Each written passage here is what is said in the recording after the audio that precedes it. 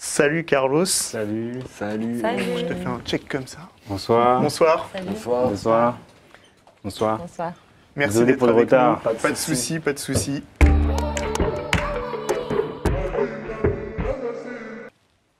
Du côté de mon père, son grand-père mon grand-père est angolais. Et en Angola, en fait, pendant plusieurs années, c'était assez compliqué dans les années 70. Donc, dans les années 70, mon grand-père est venu habiter au Congo-Kinshasa. Donc, mon père est né à Kinshasa. Ok. Ma mère est une pure Congolaise de Kinshasa, par contre. Donc, mon père est d'origine angolaise, mais né au Congo, à l'époque du Zaïre, dans l'appellation. Mon père arrive en France, ils se rencontraient jeunes, depuis Kinshasa, ils allaient à l'école ensemble, etc. Apparemment, mon père chamaillait ma maman, etc., etc. Et il était très débrouillard. Hein, il conduisait des petites voitures, des petites mobylettes au bled. Assez rebelle, mais dans un quartier vraiment défavorisé. Moi, ce que j'en vois des photos et tout, c'est que c'était un peu les époques 70 avec les pantalons pas de Delphes. Ouais, on connaît. Donc mon père, il avait un petit bar, un bistrot. Et ensuite, il a voulu aller à l'aventure. Et il est parti dans la route vers l'Europe, donc en France, avant ma mère. Ouais. Et dès lors, dans les années 80, mon père arrive en France en 78, 79, je pense, si je ne me trompe pas. Et d'abord, j'ai eu deux sœurs qui sont nées au pays, 3 même. J'ai un grand frère qui est décédé au pays, pas longtemps après sa naissance, faute de soins adéquats. Ensuite, j'ai 2 sœurs qui sont nées au pays. Et mon père arrive en Europe, début des années 80, 70. Et il fait 5 ans. Et ensuite, ma mère le rejoint. Et ensuite, dès que ma mère le rejoint, donc, elle continue sa vie de maman. Donc, pour avoir une fratrie de 6 frères et sœurs. Ouais. Et moi, je suis le dernier. Et voilà, donc ma mère essaye de subvenir aux besoins de la famille. Elle travaille, mon père aussi, il travaille, enchaîne des petits boulots, enchaîne entre le foyer Sonacotra et trouver une habitation pour son foyer. Mais je pense que c'est ça mon histoire crépue. Tu viens d'un BEP, tu as raté le brevet en plus. Et à l'époque, c'était vraiment, tu rates le brevet, bah, tu vas en CAP. Ouais. Et tu rates le BEP. Et mon BEP, je me rappelle, bon, j'aime pas le dire, mais j'ai eu avec 10,003. Moi aussi, j'ai 10,0. Et à chaque fois, je me suis dit, en fait, tu te rends compte qu'en France, tu rates le BEP, tu peux pas aller en bac pro, et ça s'arrête là, en fait. Mais j'étais à 0,1 de rater mon BEP. Et pourtant, ce même enfant, à la fin, il a une licence, et il aurait même pu aller en master. Et moi, je me suis dit, moi, je vais aller en master pour écrire une histoire et dire, voilà, ça veut rien dire, en fait, votre système. Parce que j'ai failli rater le BEP, vous m'aurez placardisé, alors que ensuite, un enfant peut continuer les études et avoir un master. Mais j'ai pas pu parce que l'histoire de la vie, c'est comme ça. Ouais. Et je rentre dans le monde du travail, j'étais déjà en alternance. Et je fais 8 ans dans la même boîte en tant que chargé d'affaires, métier du bâtiment. Et ensuite, après, je fais un cycle. Et à un moment donné, il y a un poste qui se libère en fin 2018 à l'Académie de Paris en tant qu'enseignant en économie gestion. Ouais. Je rentre pour un remplacement. Et après, pendant 4 ans, j'ai enseigné à l'Académie de Paris. Mais sinon, j'ai pas fait Sciences Po, etc., etc. Comment réengager ces personnes qui ont plus foi forcément à la politique? Moi, il y a des jeunes avec qui je parle qui ont 18 ans, qui répètent des éléments de langage, qui disent qu'ils n'ont plus foi en la politique. Je dis, mais t'as jamais été voté, qu'est-ce que tu me racontes? T'as jamais été voté, tu me dis, t'as plus confiance. Maintenant, je veux bien que ceux qui ont 40 ans, etc., des parents qui disent, ouais, on s'en fout, etc., c'est pareil, et ensuite leurs enfants répètent, mais c'est une mauvaise chose. Parce que le monde de demain, il est dans vos mains, le monde de demain. Et pour s'en saisir, il faut participer au jeu démocratique, en allant voter. Et ensuite, en s'impliquant dans les programmes. Demain, tu dis, ce que vous avez dit, vous ne l'avez pas fait. À quel moment tu peux le dire? Lors d'une réunion politique, vous participez. Et je vous dis que les politiciens, ils observent. Moi, demain, c'est dans les réunions, il y a les mêmes personnes, on est 10, on est toujours 10 et je gagne. Voilà.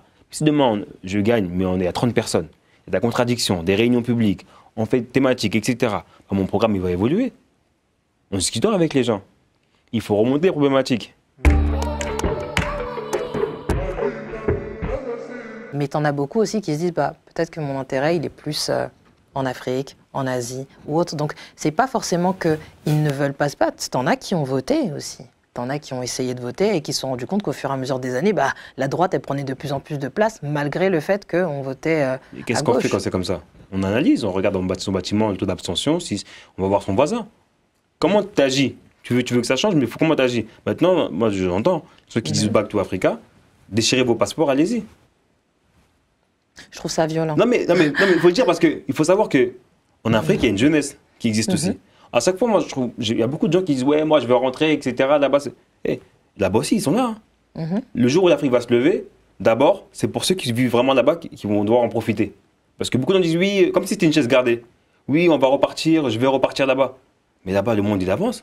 Là-bas, les gens, ils souffrent déjà. Et le jour où l'Afrique aura son éveil, parce que le monde, aujourd'hui, l'Afrique, il regorge de richesses. À un moment donné, ça va tourner. Mais c'est d'abord pour ces Africains. Même nous, moi, je vous le dis, hein, j'étais à la COP27, quand je suis allé dans les stands de pays africains, je suis un Français, ils m'ont remis ma place. Hein. Tu ne vas pas faire son semblant de « Ah oui, Nous, on le vit, le truc. Nous, on le vit. On est sur place. Maintenant, tu peux nous donner ton expérience. Et en plus, ce qui est biaisé, parce que moi, je suis politicien français.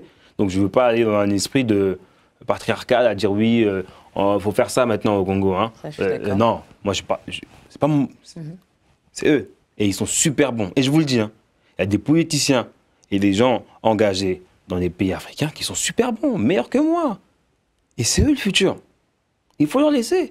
Il faut les laisser parler, prendre la parole. C'est eux qui vont nous dire comment on fait les choses. Maintenant, si eux, ils me disent, voilà, on peut, à un moment donné, on va faire une collaboration ensemble, allons-y, en gagnant-gagnant, mais en respectant l'autre. Mais tu trouves pas ça violent? Enfin, moi, je trouve ça un peu triste de devoir faire un choix. J'ai l'impression qu'il faut choisir, soit tu es asiatique ou africain, soit tu es français.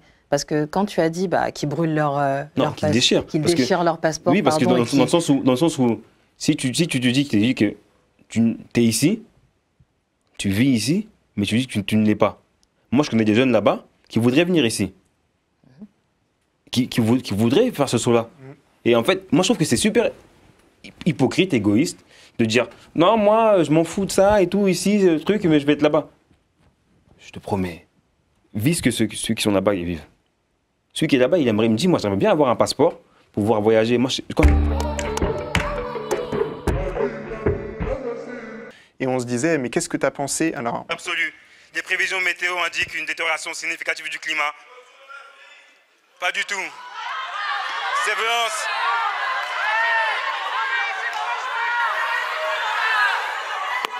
Et j'avais une colère froide. Et soit je réagis par une insulte, mais quelle image je donne ensuite? C'était ce qu'on se disait aussi tout à l'heure. Est-ce que tu avais l'impression d'avoir, à ce moment-là, le droit d'exprimer une colère? La colère, elle est intériorisée. Ouais, mais l'extérioriser, du coup, pour le coup. Peut-être pas par coup d'insulte, tu vois, mais... Tu peux pas aujourd'hui. Ouais, bien sûr. T'es député. Ouais. Tu dois être digne de la fonction. Déjà, je pose une question au gouvernement. Franchement, mon groupe politique, quand un député pose une question ou une députée au gouvernement, c'est vraiment rare qu'on vienne faire une obstruction ou crier pendant sa question. Déjà juste ce fait-là de crier pendant la question de quelqu'un, quand même, monsieur de Fronas, un peu de décence. Et quel cri en plus, un cri raciste. Bon, c'est à leur niveau. Mais si tu étais parti, pardon. Oui, vas-y. Et si tu étais parti? Comment est-ce que ça aurait été perçu? Si par exemple tu avais laissé ton micro et que tu aurais quitté l'Assemblée, comment est-ce que ça aurait été perçu? Vous ne partez pas bien, non, parce qu'on va vous rattraper ou il y aura les caméras juste en bas qui vont vous arrêter. Donc après, au final, en plus, il y a la caméra sur vous, donc vous allez partir pour... Ouais, donc en fait, t'es coincé. Mais si tu pars, tu fuis qui, en fait? L'agression, ça reste une agression. Faut pas fuir l'agression. C'est pas une histoire de fuir, enfin moi je pense que c'est aussi une histoire de respect. Bien sûr, mais si tu quittes l'hémicycle, ce qui leur fait le plus mal à ces personnes-là, comment ton prénom? Brittany. C'est de voir Brittany en face d'eux. Il y a des gens, ils ont un problème. De voir Brittany, c'est un problème. Je sais pas pourquoi. À ce poste-là, hein. Parce que si Brittany est femme de ménage, ça gêne pas. Si M. Bilongo et devant l'Assemblée en train de faire le balai, là, je ne gêne pas. Ils aiment bien, ça va aujourd'hui, ta famille, ça va, il n'y a pas de problème. Mais dès lors, Brittany est député, là, quoi, on va voir Brittany en face de nous, quoi. Nous pose une question. T'imagines, Brittany nous pose une question. C'est chiant, quoi. Et t'as pas l'impression qu'on accepte souvent, je parle surtout pour les afrodescendants, que peut-être qu'un... Je critique pas ton... Parce que la réaction à chaud, j'étais pas là, je peux pas... voilà, mais est-ce que t'as pas l'impression que pour les afrodescendants, on cautionne beaucoup et qu'il serait peut-être temps aujourd'hui, et je suis pas en train de rediriger ta conduite, qu'on arrête en fait de se battre, tu me respectes pas, tu m'as pas respecté, je pars. C'est comme pour les boycotts ou ce genre de choses où on encaisse, on dit bah non, on va rester là parce que nanana. Si tu pars, tu laisses la place. C'est soit lui doit partir, ou soit à lui, tu sais que ta présence lui fait mal. C'est là que tu gagnes. Comment? Il t'a agressé. Il m'a agressé. Il est fautif. Mais il est fautif. Yeah. Et dans son expression, c'est un mal-être. Moi, c'est quelqu'un de malade déjà. Être raciste, il faut être malade en 2022. Je sais même pas, il est dans quelle année ce monsieur, mais il faut être... Non. Comme si demain, tu me dis un enfant qui est né en 2010 ou en 2020, il est raciste. Il se dit non, la France, c'est pas toi, mais qu'est-ce que tu racontes? Là, on est 5 personnes avec des origines différentes, des expériences différentes. On est la France. Moi, je considère que t'es raciste, c'est vraiment qu'il y a un problème, un mal-être. Et ça s'est vu sur ses tweets. Il n'est pas son premier coup d'essai. Il avait insulté Christiane Taubira de tous les noms, etc. Mais pour moi, c'est quelqu'un de malade. Et il ne faut pas accepter. Il faut le condamner, il faut le combattre. Mais maintenant, la réaction, si c'était de partir, je ne pense pas. Il y a des gens qui commentent un petit peu, je lis quelques commentaires. Il y a Christa Vango qui dit « Faut réfléchir en matière de rapport de force. Si tu pars, c'est eux qui gagnent. Quand tu es député, tu n'agis pas en tant qu'individu, mais à un niveau institutionnel. » Shadok qui répond « Le but de l'insulte est d'exclure les Noirs et les Arabes des lieux de pouvoir. Si le député était parti, le RN aurait réussi son coup quelque part. » Et Bayayo qui dit « Je suis d'accord, on est tellement habitué à ces comportements qu'on se sent obligé d'encaisser. » Et qui dit ensuite « Parce qu'il y a une phase où on encaisse. Parce qu'il y a plein de gens qui ne s'expriment pas, mais tous les jours, on reçoit des insultes. La communauté asiatique, j'en parle même pas. Parfois, ils vivent un racisme banalisé, les Asiatiques. Les gens, c'est devenu normal. Tu vois un Chinois, bah, tu te moques de lui. Attends, on est où là? En 2022. Et en fait, on encaisse, on accepte parce que oh, c'est pas grave. Mais je comprends ce que tu veux dire. Vraiment, moi, il y a pas chez moi, il n'y a pas de... C'est pas grave. Mais j'allais dire, ta réaction, en fait, elle fait écho à énormément de choses qu'on a potentiellement vécues, que ce soit sur un lieu de travail ou dans la rue, ou à l'école, ou peu importe, en fait, où tu as vraiment ce moment de... Dans ta tête, il y a plein de trucs qui se passent. Est-ce que je réponds? Est-ce que je réponds pas? Est-ce que j'ignore? Est-ce que... Tu dis quelle est la meilleure réaction? Ouais, c'est ça. Et en fait, en une fraction, ce qu'on s'est dit tout à l'heure, ça veut dire qu'en une fraction de seconde, tu as dû faire un choix. Et ce choix, ça a été de... Mais il y a plusieurs choix dans ma tête. Exactement. Mais je te dis, mais à un moment donné, tu te dis que ce choix-là, ça va être un fiasco total. Et vous allez être super content. Vous allez dire, ah bah vous voyez. Voilà. Mais en fait, ce qui est réel, c'est que quand ça arrive, c'est tellement une fraction de seconde que tu dois faire un choix parmi tellement de choix qu'en fait, à ce moment-là, il y a pas de... Enfin, moi, je considère qu'il n'y a pas de bonne ou de mauvaise réaction. La manière dont tu aurais réagi, pour moi, elle aurait été légitime. Parce qu'en fait, c'est toi qui subis une agression. Ouais, en fait, et peu importe, donc, si partir, ça aurait été légitime. Parce que même moi aussi, ce que je dis, parce qu'elle a raison, dans le sens où si quelqu'un serait énervé et que c'est dans sa nature de s'énerver vite et tout, je dis, bah, c'est son naturel, en fait. Hein. Moi, je suis quelqu'un d'assez calme, parce que je fais du sport de combat et tout. J'arrive à intérioriser. Et... ça me ressemble. Ceux qui me connaissent, si le carrosse il a réagi, voilà, ça lui ressemble. Ceux qui me connaissent pas, ils vont dire ouais, mais c'est bizarre, pourquoi il s'est pas énervé, pourquoi il n'a pas fait. Et pourtant, après, je me suis énervé sur TPMP parce que c'était 6 heures après, on n'est plus dans le même truc, on n'est plus dans l'hémicycle. Mais c'est sûr que voilà, il y a plein de choses qui se passent dans la tête. Et voilà, malheureusement, il y a des gens des fois qui encaissent et qui ont déjà encaissé dans leur vie. On va pas se mentir, on a tous des yeux. On voit un homme noir à l'Assemblée. Et il y a beaucoup de gens qui s'abstiennent de la politique parce qu'ils ne se sentent pas représentés. Et se sentir représenté, c'est pas que physique. C'est parce qu'on se dit, ils partagent un peu le même combat que moi. Parce que c'est pas seulement à l'Assemblée qu'on a des retours en Afrique, c'est aussi dans la vie de tous les jours. Et donc du coup, quand les gens voient ce genre de cas de figure, ils se disent « Ah, il va peut-être pouvoir parler de ce que j'attends depuis longtemps ». Je ne pense pas qu'il faut forcément incriminer les personnes qui viennent te voir et te dire « Oui, il faut que tu parles de ci et ça ». Parce qu'en fait, les gens, peut-être, au fond, ils se disent « Ah, enfin, une personne qui vit la même chose que moi et en plus devant tout le monde ». Et là, je vais pouvoir lui dire, écoute, on a ça. Et là, peut-être que tu peux aussi intéresser les gens et finalement les pousser à revoter pour toi plus tard. Mais si tu mets de côté... Ah non, il ne faut jamais mettre de côté. Bah, si tu dis, oui, mais l'écologie, ils vont dire, mais... Non, la question, bah, tu n'as pas tous les éléments. Allez, mettons les pieds dans le plat. Le fait d'être noir et français. C'est-à-dire, est-ce que tu peux être fier d'être noir et français? Dans le sens où, me renvoyer à ça. Dans le sens où, dans l'hémicycle, moi, je parle aux députés qui sont en face de moi. On ne peut pas renvoyer quelqu'un à sa couleur de peau. En tant que député, tu ne peux pas renvoyer ton homologue à ta couleur de peau. Pourquoi toute la classe politique a condamné? Parce que ça ne se fait pas dans l'hémicycle. Dans cette institution-là, c'est pas possible. Il y a eu des députés noirs qui ont existé. Hein. Je ne suis pas le premier. Hein. Ouais, il y en a eu beaucoup. Il y en a eu beaucoup. Et à chaque fois qu'il y a eu un fait raciste, ça a été condamné largement. On a vu avec Christiane Taubira, on a vu avec Daniel Obono, tout le monde a condamné. Mais à ce moment-là, c'est pour renvoyer quoi? Moi, quand je réponds aux députés, pourquoi vous me renvoyez à ça? Déjà, moi, j'aime quoi, moi, déjà? Même avec mes élèves. Hein. Quand des messieurs, de quelle origine? Non, je suis français. Mon origine, j'aime bien la partager avec mes intimes. C'est mieux, je prends avec mes intimes. Quand on est là, on se discute entre Français. Ensuite, dès qu'on voit qu'il y a une affinité ou autre, on parle des origines, avec plaisir.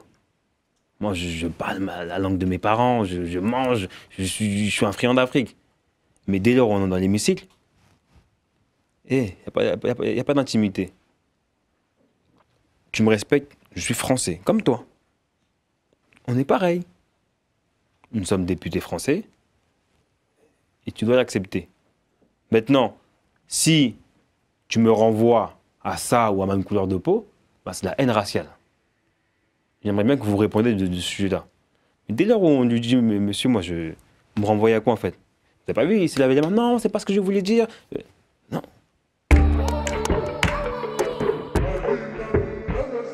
Mais en fait, dans la phrase, quand on prend que la... Comme tu dis, on peut tout sortir de ce contexte, mais quand on prend que la phrase, on se demande en fait, est-ce qu'on ne peut pas aussi être pleinement dans son identité française, tout en ayant énormément voyagé dans son pays d'origine, tout en ayant une identité aussi de son pays d'origine. Tout en ayant une double culture aussi. Ouais, tout en ayant une double culture. Et franchement, une double culture, il faut vraiment l'avoir ancrée. Il faut vraiment... Une double culture, c'est pas... J'ai une double culture par l'appellation, parce que je regarde YouTube, je regarde des vidéos, je danse le dombolo. C'est-à-dire, les double culture, il faut vraiment la vivre. Et franchement, c'est important. Et c'est une force d'avoir une double culture. Moi, j'aurais aimé que mes parents aient pu avoir les moyens de m'emmener plusieurs fois en Afrique, que je puisse avoir une double culture. Moi, quand je parle lingala, j'ai un accent un peu à la française, les gens se moquent de moi, par exemple. Mais je le fais quand même. Et j'aime bien. Mais la double culture, c'est une chance. Moi, quand je vois mes amis qui sont asiatiques, qui vont souvent dans leur pays, eux, ils ont la double culture. Quand je vois des Maghrébins qui vont souvent au Maroc parce que c'est pas cher et c'est à côté, ben, eux, ils ont vraiment une double culture. Et même dans leur double culture, eux-mêmes, ils ont un malaise. Ouais. Et donc, je me dis, bon, comment on joue la double culture? Mais c'est quelque chose vraiment qu'il faut travailler. Mais vraiment, moi, ce que je demande, c'est que dès lors où vous êtes sur un continent, peu importe où vous êtes, il faut s'y investir dans le monde, pas que politique, hein, avec la vie de ses voisins, etc. Parce que souvent, les gens, ils sont... Moi, j'ai vu dans mon père, si je prends l'exemple de mon père qui est décédé, il était vraiment en tête que dans l'Afrique. Des fois, il s'oublie, même il ne calculait pas parfois. On était là, on dit, papa, on est là, il pensait qu'à l'Afrique. Je dis, papa, t'as des enfants, ils sont ici. Mais lui, son cerveau, il était... Et vraiment, il faut que les gens soient vraiment... Si vous êtes là, soyez connectés avec vos voisins, la vie d'ici. C'est vraiment important. Et après, il y a plein des occasions de travailler ensemble, de trucs. Franchement, j'en reviens, j'étais en Afrique, j'étais en Égypte. Voilà, c'est un continent d'avenir. C'est vraiment un continent d'avenir. Et il y a plusieurs manières de travailler avec le continent africain. Et je pense que le continent africain est à même aussi de nous recevoir, nous, enfants de l'immigration aussi. Il ne faut pas oublier, je pense, qu'il y a une histoire, en fait. Et j'ai l'impression que dire on est français, c'est quand même une chance, les gars. On est ici. Il faut... Non, enfin moi, tu vois, par exemple... Une chance, hein. Oui, je sais, mais c'est un peu comme si... tu peux pas, par exemple, dire je suis député, d'origine congolaise, enfin, et encore, même dire congolais, c'est encore truc, parce que c'est des barrières qu'on nous a imposées avec la colonisation. Tu vas dire quoi, tu es député bantou? Non, si tu as envie, ou tu étais là, ou ce que tu veux, mais ce que je veux dire, c'est que j'ai l'impression qu'on essaye de... Ouais, mais j'ai l'impression qu'on essaye de mettre un pansement sur une blessure et une plaie qui n'est pas guérie. Et je trouve ça dommage qu'on puisse pas embrasser les deux.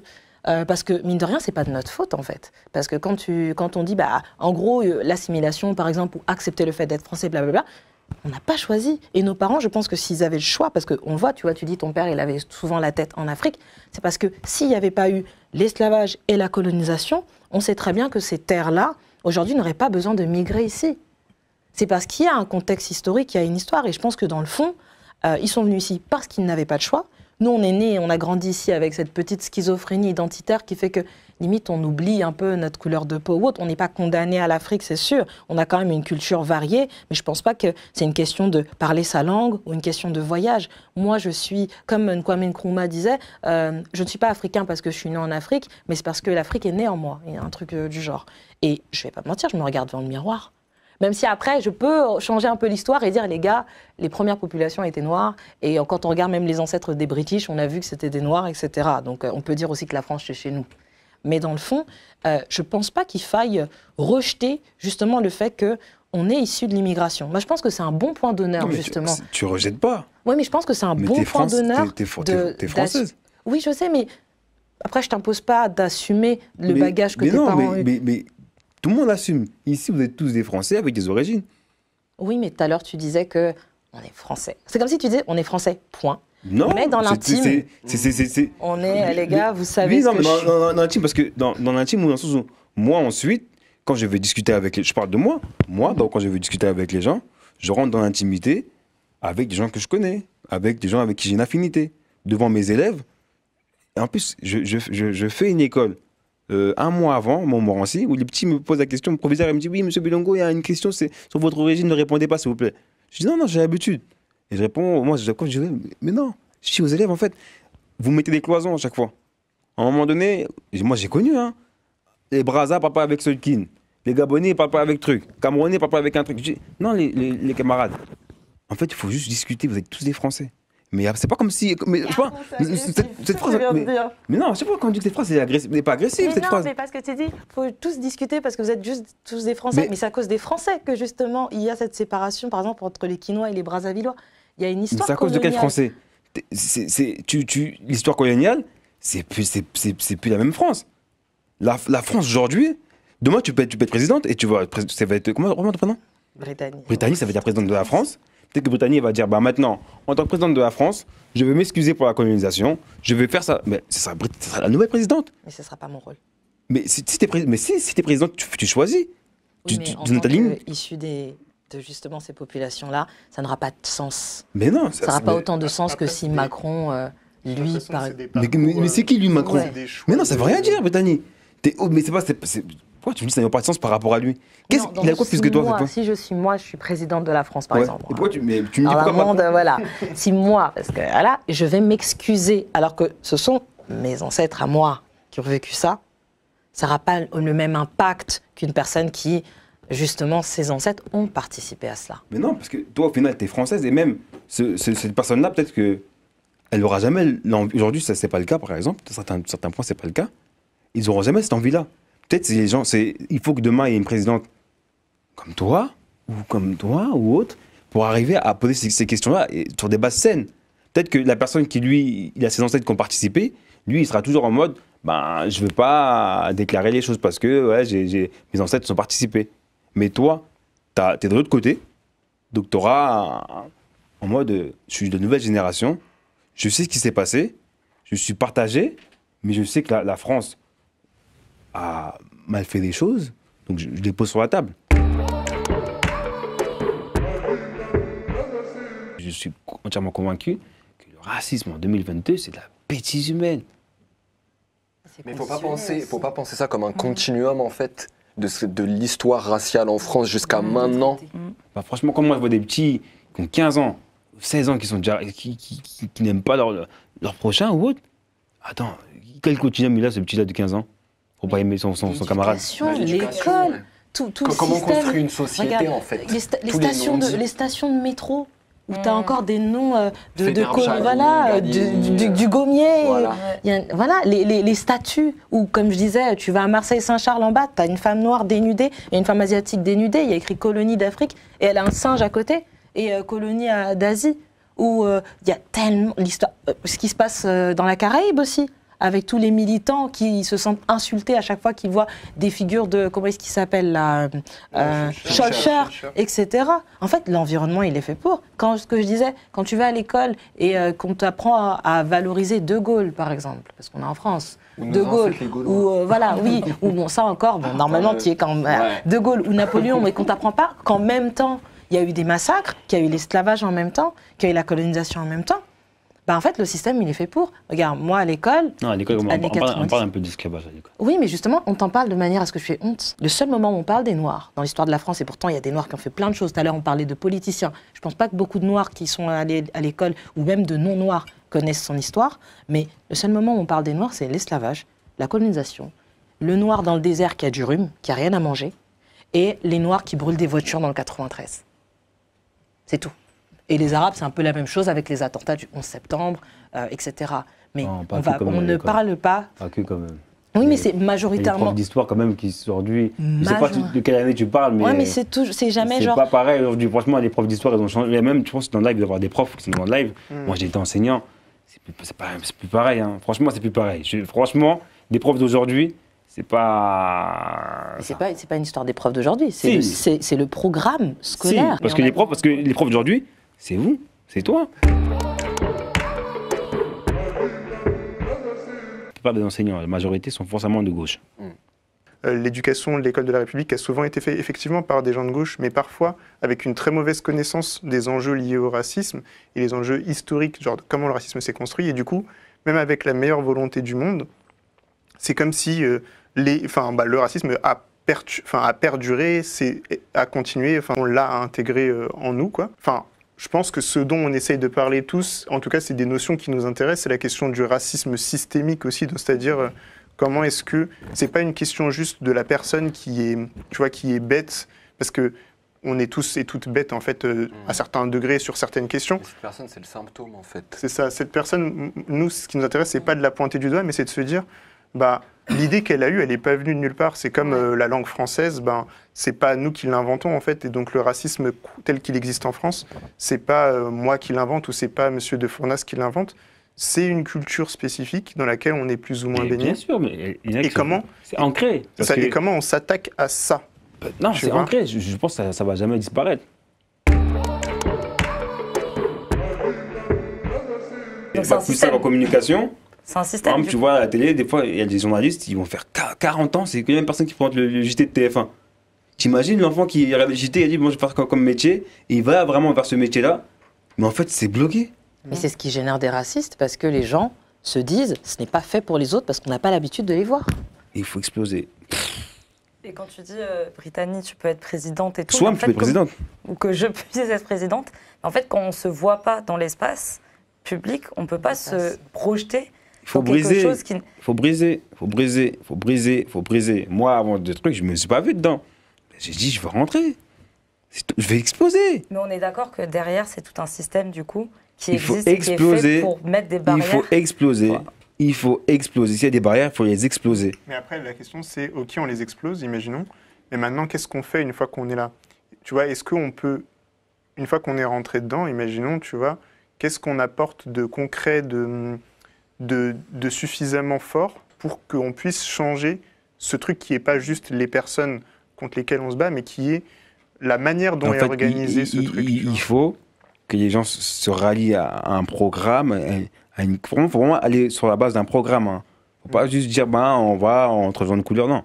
Vraiment qu'il y ait un programme, parce que moi, il y a des gens il y a des députés noirs qui sont dans la majorité présidentielle, on n'a pas les mêmes avis. Nous, la gauche, et Jean-Luc Mélenchon, c'est remettre l'humain au centre. Un projet humaniste, et derrière ce projet-là, il y a différentes personnes. En fait, comme je dis, en fait, c'est universel, en fait. C'est toutes les cultures, toutes les couleurs.